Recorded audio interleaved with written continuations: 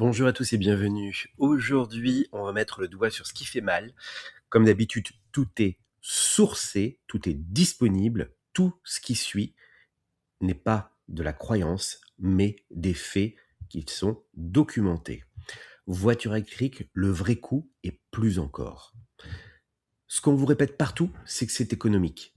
Mais quand on regarde le coût réel, l'autonomie, l'électricité, les taxes, la réalité est complètement différente. Vous l'avez entendu, à la télévision, le Premier ministre annonce une consommation de 2 à 3 euros au 100 km. C'est le discours officiel. Mais ce chiffre correspond à une recharge à domicile, en heure creuse, contrat optimisé et un usage idéal, c'est-à-dire pas beaucoup de distance autour de chez soi. Autrement dit, une situation minoritaire.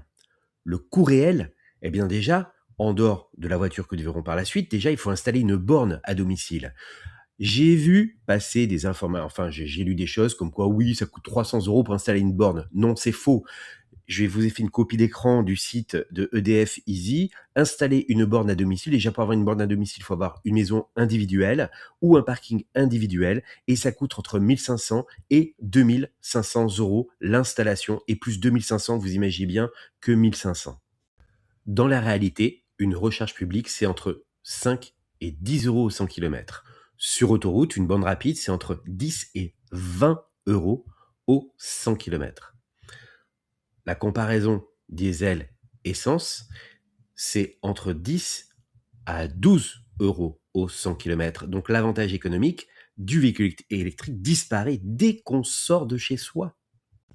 Concernant l'autonomie, eh bien, je passe la parole à un auditeur des grandes gueules sur RMC.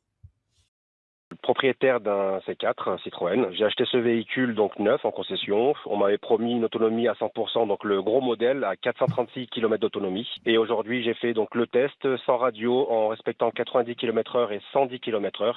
Je fais 200 km. À 2 fois moins.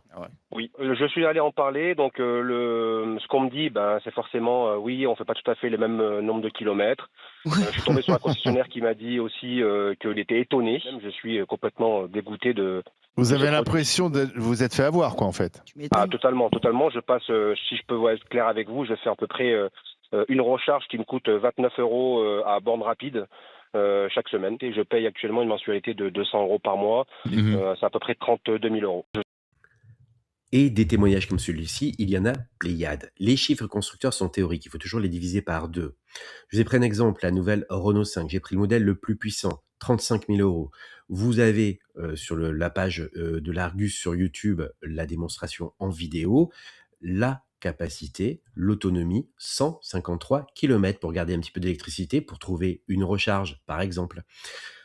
En conditions réelles, en hiver, c'est moins 20 à moins 40%. Sur l'autoroute, la consommation est plus élevée. C'est pour ça qu'on voit les véhicules électriques rouler doucement. Et les batteries qui vieillissent, c'est une perte progressive de capacité. Vous voyez ça sur vos smartphones, par exemple. Dans certains cas, c'est jusqu'à moins 30 à moins 50% d'autonomie. La conséquence directe, c'est beaucoup plus de recharge, plus de bornes rapides et donc un coût plus élevé. L'entretien. Un changement de batterie, c'est en moyenne 22 000 euros, garantie 8 à 10 ans. Je vous ai pris un exemple, pareil, sur le site de Renault, le Renault Syndicity Tech, c'est plus de 25 000 euros pour changer la batterie. Et aucune obligation de continuité de fabrication, de disponibilité des batteries pour les industriels. Si du jour au lendemain, on arrête ou la Chine arrête de fournir les terres rares, il n'y a plus de batterie, vous roulez plus. Je laisse la parole à présent à un professionnel. Les voitures électriques sont-elles en train de devenir des voitures jetables ? Réputées plus propres que les véhicules thermiques, elles seraient en réalité presque impossibles à réparer. La raison ? On la trouve sous le capot. Les pièces du moteur y sont souvent moulées en un seul bloc. Résultat, en cas de panne ou d'accident, impossible de changer les seules pièces concernées. Le véhicule est encore récent et par exemple s'il y a un problème moteur, on va remplacer directement l'ensemble du moteur. Si par contre il y a un problème sur les batteries de traction, les grosses batteries qu'il va y avoir sous la voiture, là la voiture est foutue, elle est bonne à acheter parce que ça coûtera beaucoup trop cher de les remplacer. Et lorsque la voiture est remplaçable, dans son garage, Mathieu Cato doit utiliser du matériel spécifique et intervenir beaucoup plus longtemps. La facture s'annonce plus salée. À une révision à un prix de vente moyen, on est à 130 euros pour un véhicule électrique. Mais demain, quand on va devoir réparer ces véhicules, et notamment faire des maintenances, on sera potentiellement sur 2 à 3 fois plus cher une prestation sur un véhicule thermique. De quoi freiner les automobilistes.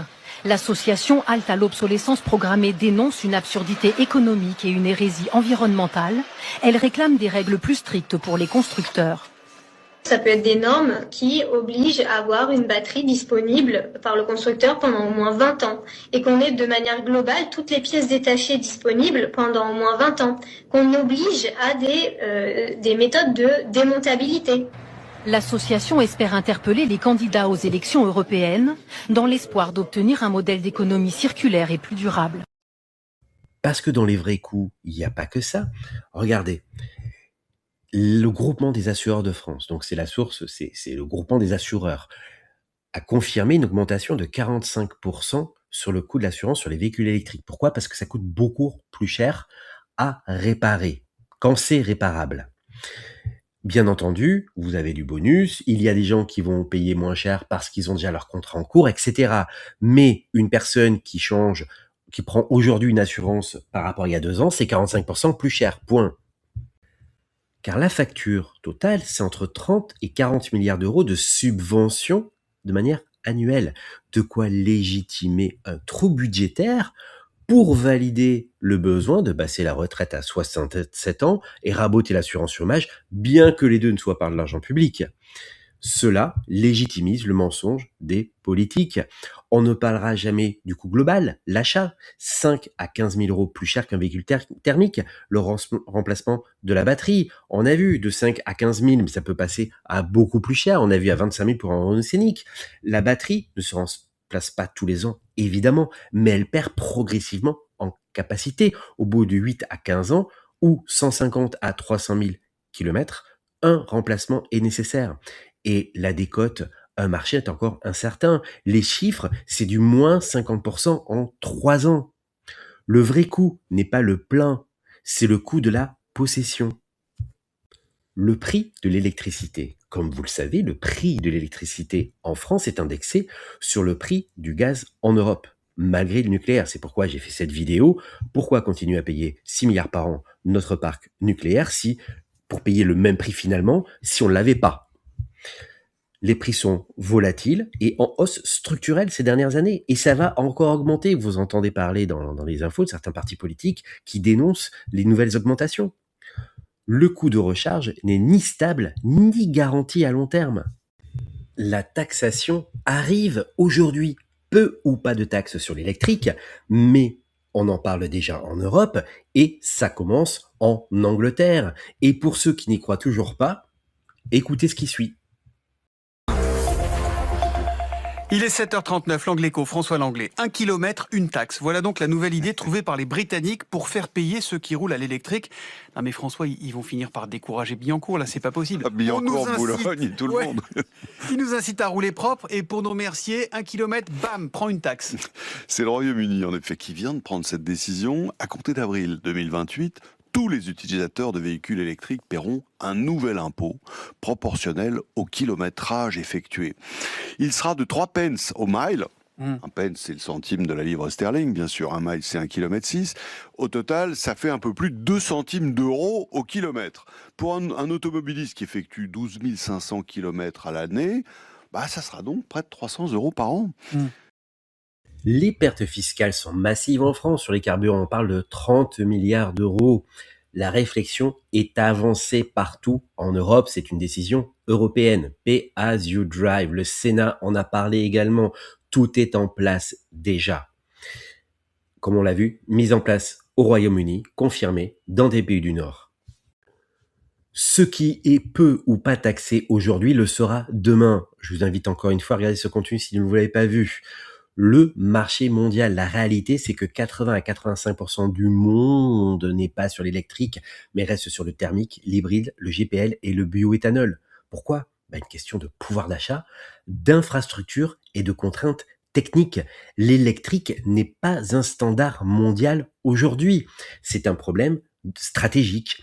L'Europe pousse une technologie rapidement, sans maîtriser les batteries, les matières premières, comme les terres rares, et le coût énergétique. Pendant ce temps, la Chine produit massivement et le reste du monde va sur les carburants alternatifs. Ce n'est pas une transition maîtriser, c'est un pari très risqué. On vend une solution sans vous montrer la facture complète.